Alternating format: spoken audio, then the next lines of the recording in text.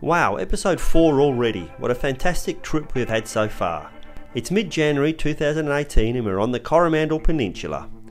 In this episode we go sea kayaking at Cathedral Cove, we take a train ride at the Driving Creek Railway, stop at a beautiful little waterfall and head off to Whitianga. But it all starts here at this little bush cottage that I didn't really like.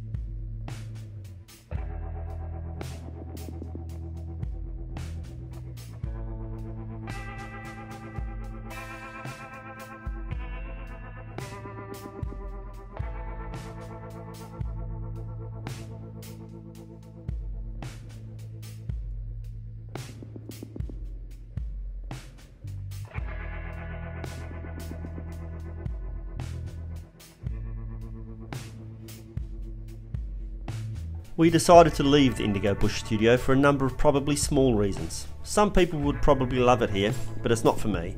I guess the main reason was the bed. It just wasn't comfortable. A bit of a struggle to get in and out of. The website characterises the studio as simple and inspiring, sophisticated yet funky.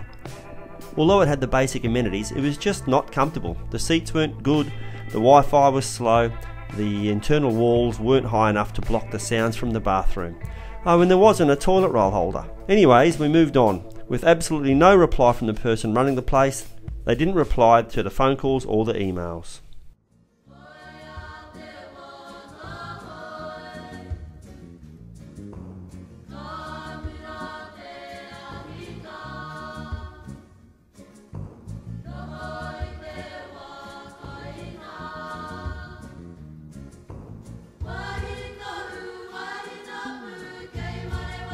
The lookout at the top of the mountain range between the east and west coast on the peninsula was pretty spectacular. It commanded great views over the west coast overlooking Coromandel town. There were heaps of old mining tunnels and paths dotted all through this section of the mountains.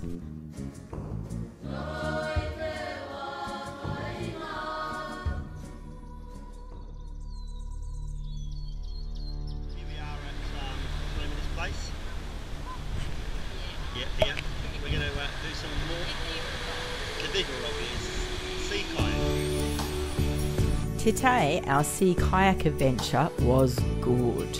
Initially we were both unsure of the swell, but it didn't take long before we both felt very safe.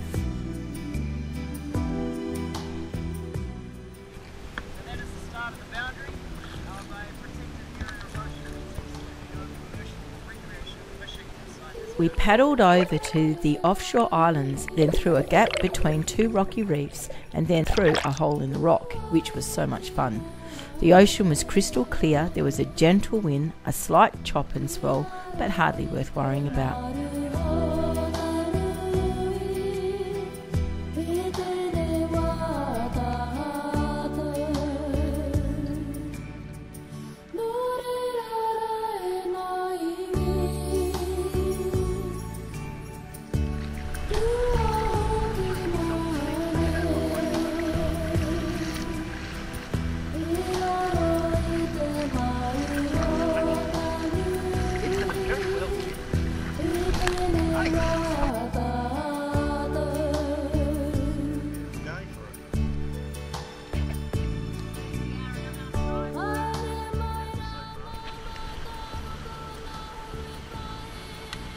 You guys got sunscreen on? Yeah, good.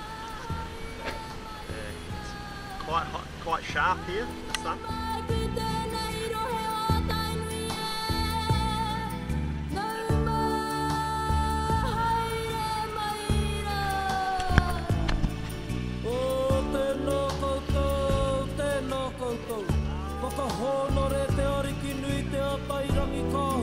Te tona hoa whatumoana, me araunga tamariki mokopuna, Then we paddled over to Cathedral Cove, where we came up on the beach, wandered through the cave and took the obligatory photos and had a swim. Our tour guide Chris made us all coffee with a bicky for afternoon tea. It's probably one of the better places I've had my afternoon coffee. A lot more people here than expected. We're going to walk through the gap in the rock.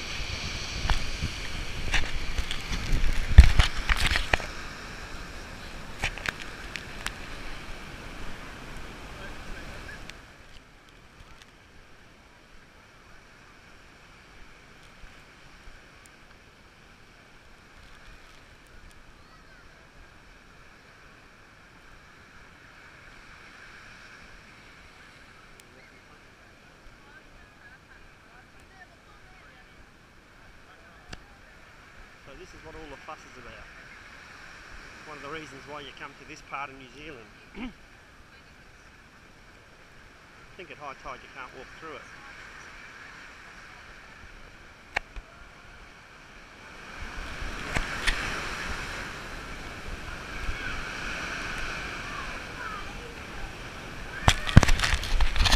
What do you think, Kim?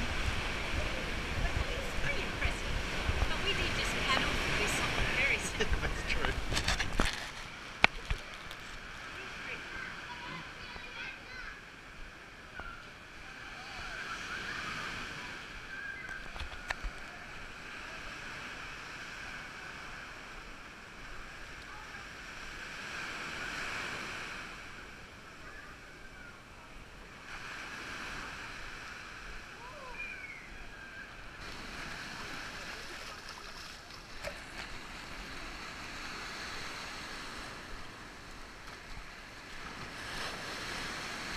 Alright, should we go for a swim?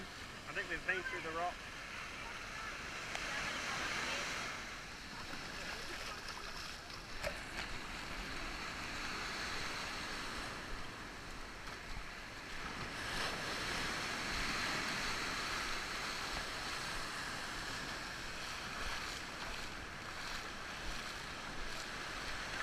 There for this wave.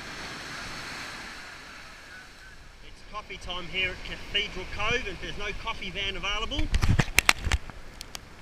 I reckon it's great.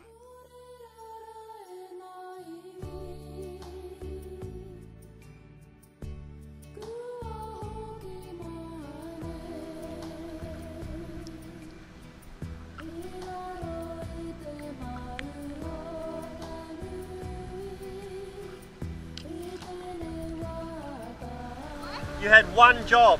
We did it. Capsize. Oh, ready? What happened if you would have went in then? Would have got wet. Yeah.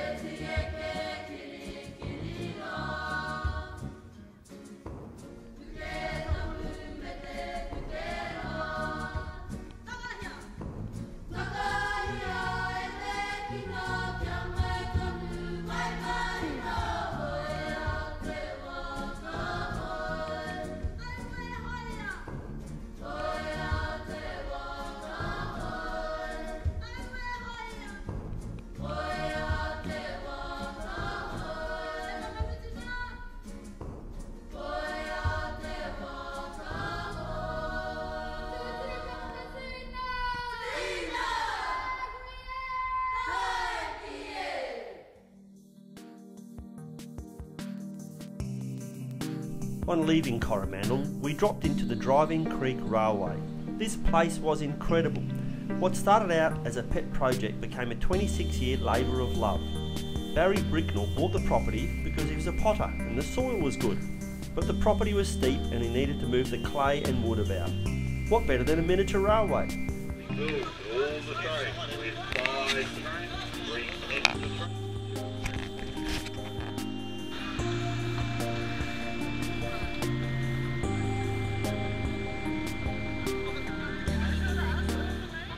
This bridge was built in the early 70s. We're doing a bit of work on the moment, so we'll crawl along here, then we'll be going. Down to my right, holiday Jan18, Remude, Towery, Tanakana, Totra, Moreau. The oldest one just around this area, 14 years old. 2.7 kilometres long and a total of climb of 115 metres at a gradient of 1 in 24. Look at the height we gained from that spiral. He started when he was 40 and kept at it into his 70s, and he laid every metre of railway himself. I just love this place, it was so interesting, and at the very top there's a place called Eiffel Tower. Clever play on words. Just loved it. So when they were building this bridge, in the area we're going up to, they come here, have barbecues, get a little bit drunk, and rave. So they named it Raving.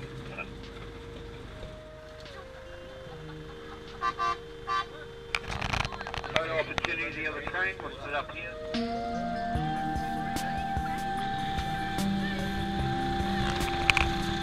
This area we're coming up to is called Chipman Junction, named after the first farmers that come to the Coromandel. The Chipman's family are from Nova Scotia. There's a few pictures below me already.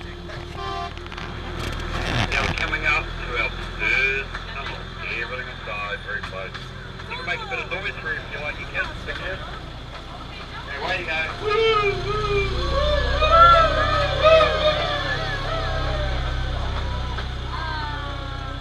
Very close, everything inside. Left on the bridge, here's our bridge inspector, still hanging around as you see. She's been there 14 years.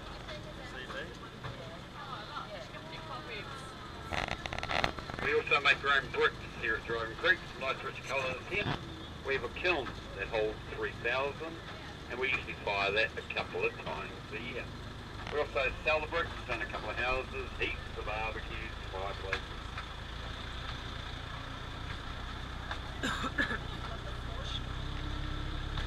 As you can see here, thirsty work building a railway.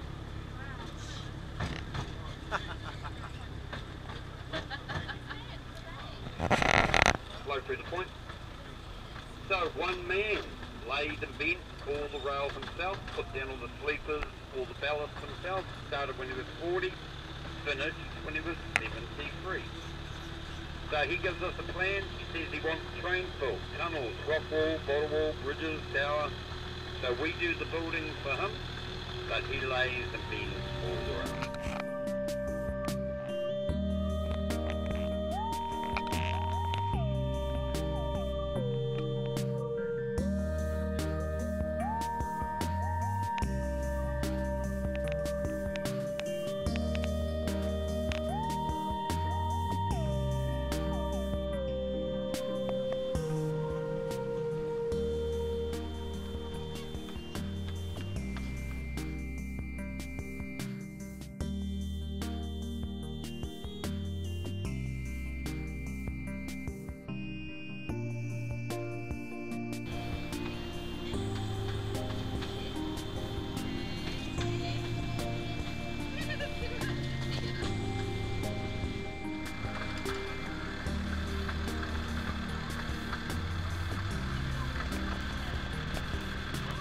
Kids, which way is that dinosaur going to go? Which way is that snail going? Have a look at this elephant sunbathing.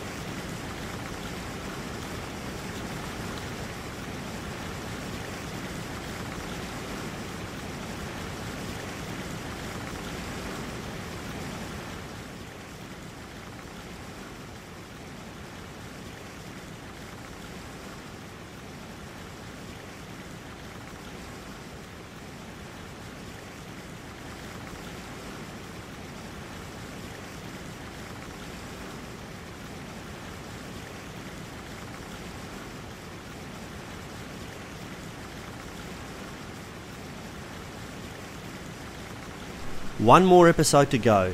Whitianga is definitely the place to stay, but now we move over to Thames.